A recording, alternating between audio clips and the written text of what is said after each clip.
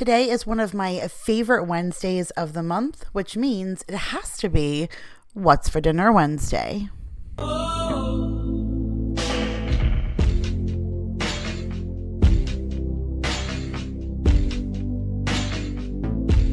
What is up, you guys? Happy Wednesday. My name is Kira if you are new, and in today's video I am back to share with you what I share once a month on a random Wednesday, which is a What's for Dinner compilation of what myself and the other 5 members of my family ate for dinner this past month. Now, I always kind of put out a little disclaimer. Dinner time is very crazy in our house, and I don't always take the camera out to share a step-by-step process of how I put dinner together. We eat from scratch dinner every single night. Every once in a while, we'll throw in some leftovers, but for the most part, I cook every single night. And so for me to break out the camera and do a step-by-step process for every single thing that we cook is just not reasonable for me, but I do love to snap a picture of the final product. I walk you through the best I can doing a voiceover during these videos, and then I always have a link, whether it's to a Pinterest recipe or to a previous video where I've shown a step-by-step process, or to somebody else's video. So I have lots to share with you this time. I think I have roughly about 16 meals or so a lot of things to show you, a lot of goodness in this video. So I hope you guys are ready for a super delicious What's for Dinner video.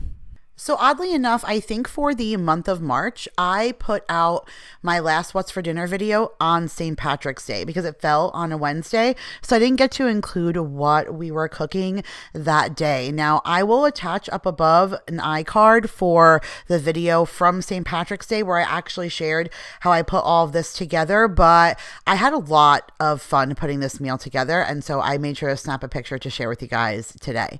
Over the holiday time, Trader Joe's had a cheese fondue packet that I picked up and never used. So I just went ahead and cooked up that cheese fondue, and I did some various different green things like apples, celery, kiwi, cucumbers, broccoli to dunk in that fondue. And then I also did a plate of breads. So at the bottom is the Irish pub cheddar from Trader Joe's. That was absolutely phenomenal.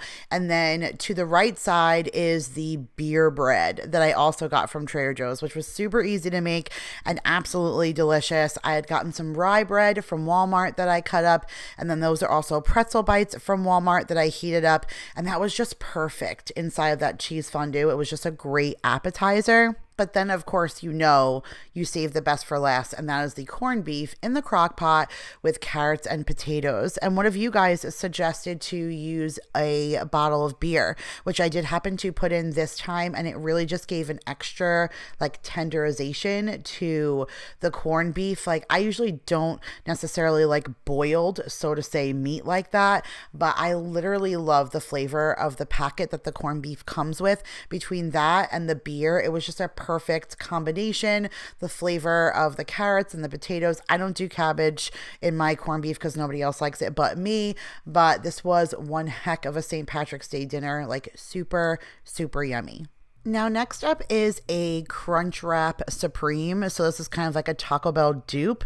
And my friend Vanessa over at Vanessa White Randomness kind of gave me the inspiration for this. She shared this in her What's for Dinner video, but she actually broke it down and shared how she cooked it. So I'm going to link her video in the description box so that you guys can go ahead and check her out, as well as the physical step-by-step process. But it really is pretty easy. As long as you get a large enough tortilla, I just put a little bit of cheese and sour cream and some Taco Bell taco sauce on the bottom, and then I put a tostada shell on top, and then I added some shredded chicken and some more cheese, some more sour cream, some lettuce, tomato. I mean, you guys could go crazy, do avocado, onion, whatever suits you, and then you just kind of fold it up and put it in a warm buttery pan just to kind of crisp it up, hold everything together all on the inside, and when you cut it open, that crispy tostada tostada is on the inside with all of the fillings, and you have the grilled burrito on the outside. It's very good, but as you can see here, it's very filling.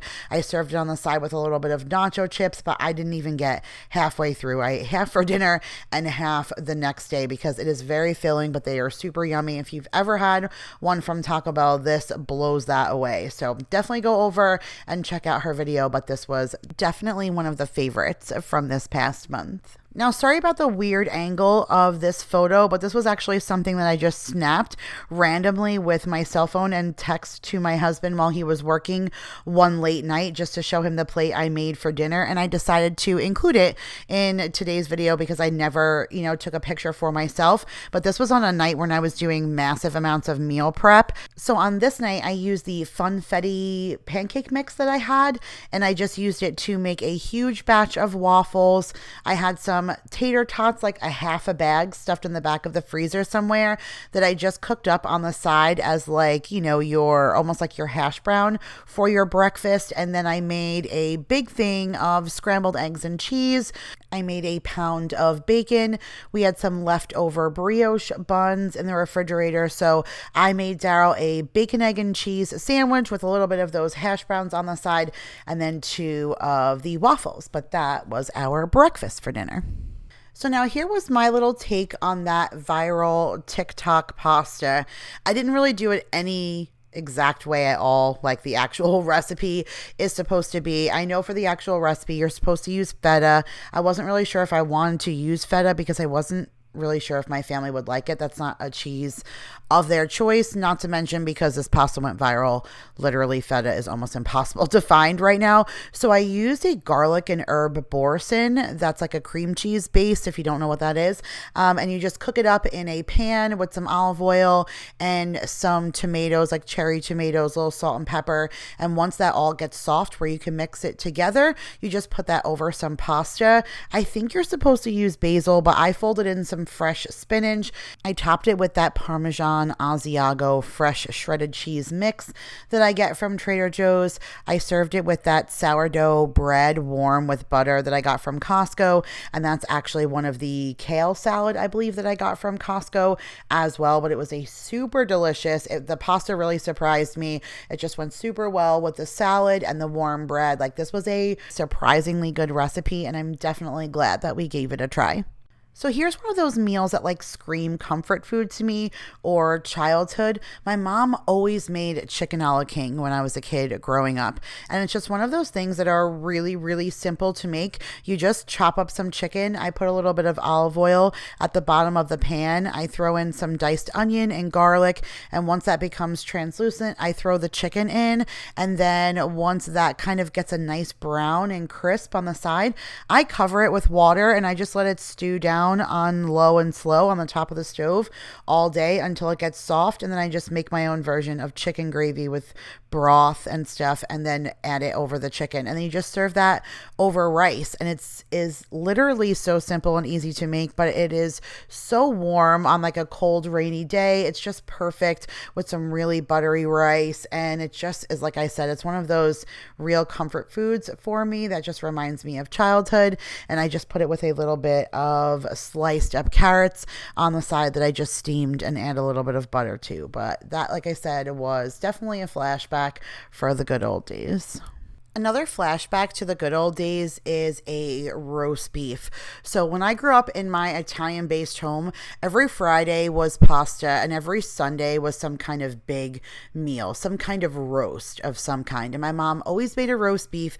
Typically, she made twice baked potatoes, which I do have a meal prep video where I include how to make the twice baked potatoes, so I can link that for you. On this particular day, I just made roasted potatoes around the roast beef, which she has done that before too, but most of the time she would do the roasted potatoes around like a pork roast or something. But I just like to take my roast beef and stick it in a roasting pan. I do a little salt, pepper, sometimes a 21 seasoning salute from Trader Joe's, and I just put that for 350 degrees for 20 minutes per pound. And then on this time I did the roasted potatoes, so I just diced up the potatoes and I tossed them with salt, pepper, a little paprika, parsley, and garlic powder, and I stick the potatoes around the roast beef. I let that cook in the oven.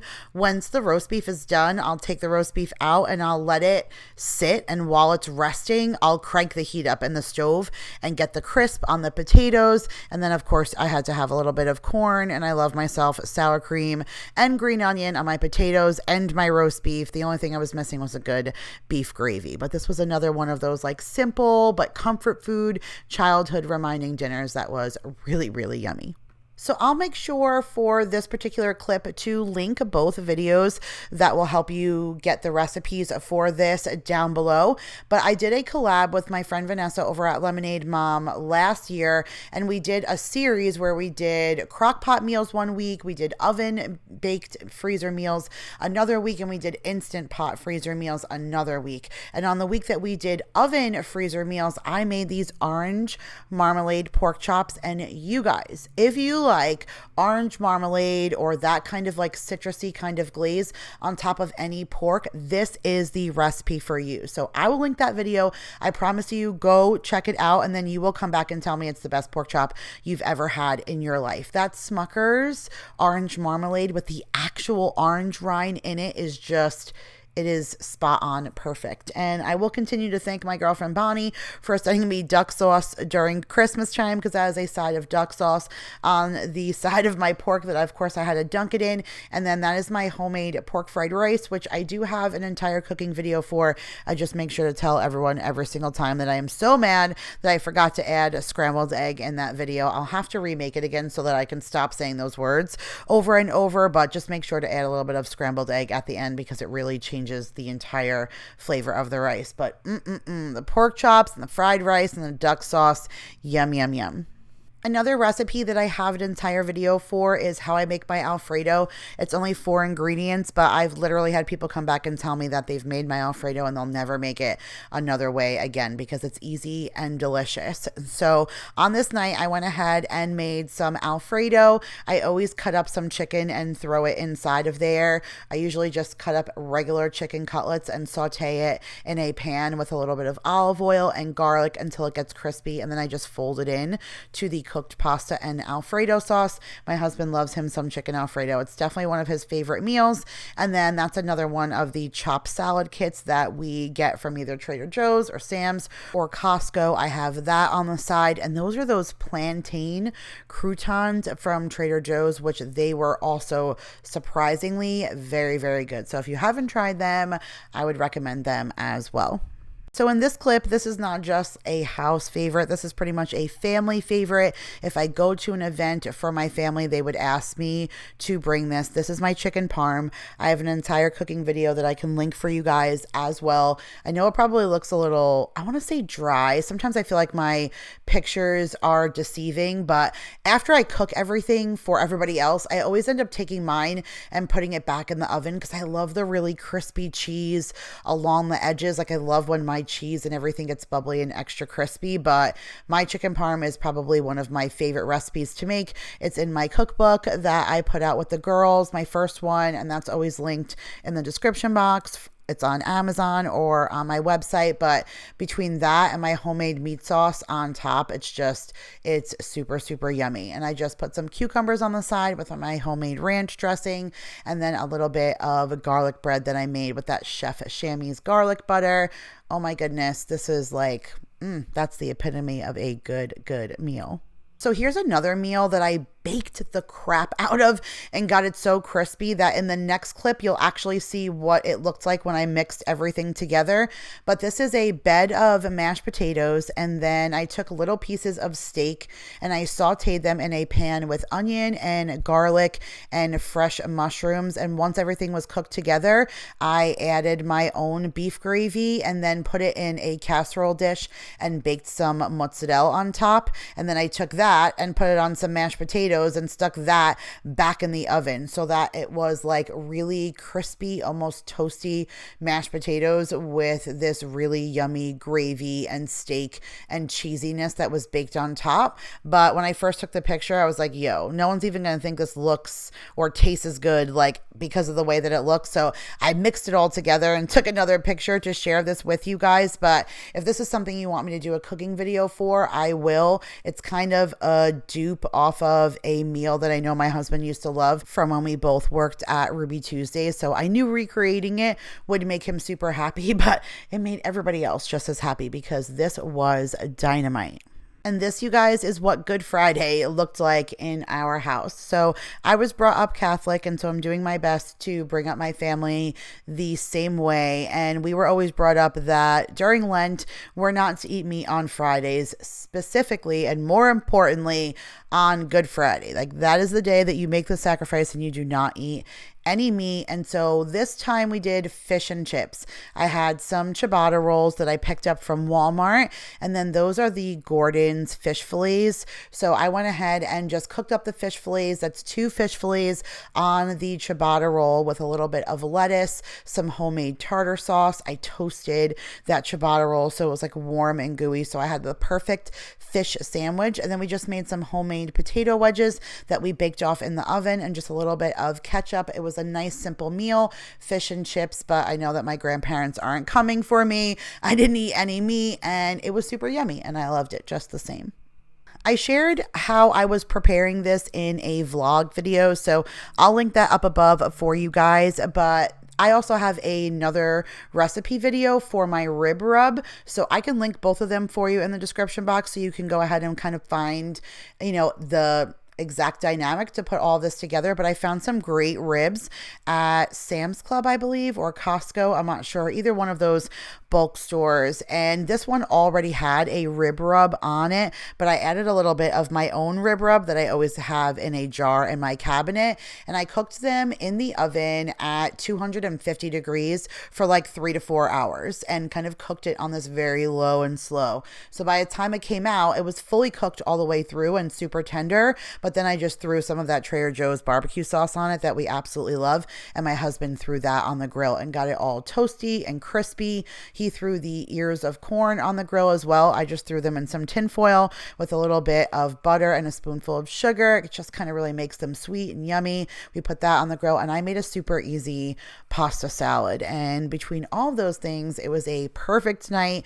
We sat down, we watched a little bit of TV. I think that was the night that we watched the Coming to America marathon, and it was a really good time. So if you guys want to go ahead and check out those recipes, but this was a yummy, yummy dinner too. Now for this clip, I can't link anything more than the Pinterest recipe right now, but I did film this along with the bacon wrapped brown sugar chicken tenders, and you guys are going to see the recipe for this Sicilian stuffed meatloaf and those brown sugar chicken tenders next Friday. That's going to be like what my Pinterest video is for this month, is those particular recipes, since I found them off of Pinterest. But this is called Sicilian meatloaf, and inside of it, it's similar to a rollatini, where inside of it has some kind of ham or prosciutto. You can use provolone or mozzarella. You can use a fresh spinach or basil, but you just make that inside of this really delicious meatloaf, and then you roll it up and you bake it in the oven, and then you serve it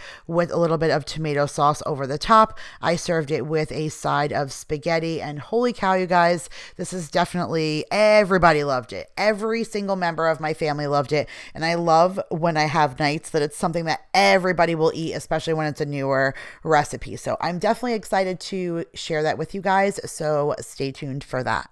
Now here's another one of those recipes that I'd love to go back and recreate the video so it's a little bit more aesthetically pleasing or lighter and brighter and easier to watch. But I have a chili recipe. It was my very first cooking video that I ever shared on this channel like 4 years ago. It's super dark in my old kitchen, but it's such a good recipe. I probably should have shared it in my original cookbook because it was that good. But I took my recipe and then I used a little bit of alterations. Again, my friend Vanessa over at Vanessa White Randomness, she said to add in a can of stag chili. She wanted me to add beer and some dark chocolate. And I just could not believe how adding all of those components was such a game changer to the chili. Now, even though we love my chili as much as we do, I've done a 50 Shades Shades of Chicken recipe out of the 50 Shades of Chicken cookbook, where we did a chicken chili, and my family loves that as well. But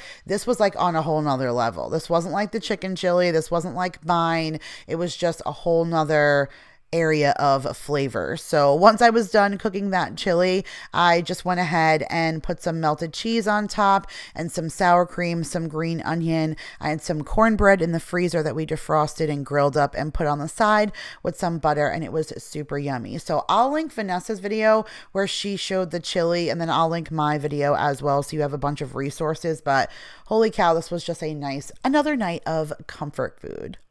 Now, you saw me on Good Friday share with you those ciabatta rolls that I use for the fish sandwich. Those are the rolls that come from Walmart, and I bought 2 packages this time because I love them for so many different things. And on this night, I use them for a French dip sandwich. So I just did the same thing, similar to that steak tidbits that I put over the mashed potatoes.